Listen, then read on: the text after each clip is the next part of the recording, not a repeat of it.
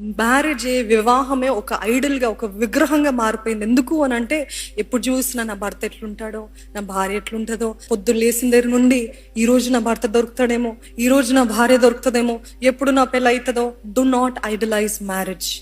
మ్యారేజ్ని విగ్రహము చేసుకోకండి.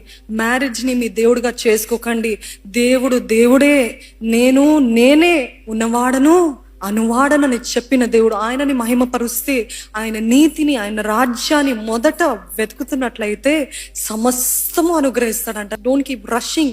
ఎవరు లైన్లో వస్తే వాళ్ళు తగునా, లేకపోతే వాళ్ళు భక్తిలో ఉన్నారా, వారిని దేవుని సేవ, ఇవన్నీ పక్కన పెట్టేస్తాను. నాకు 31 years వచ్చేసిందండి, నా వయసు దాటిపోతుందని కంగారు పడకండి. దేవుడు అన్ని కూడా ఆయనని ప్రేమించే వారికి సమకూడి జరిగించును.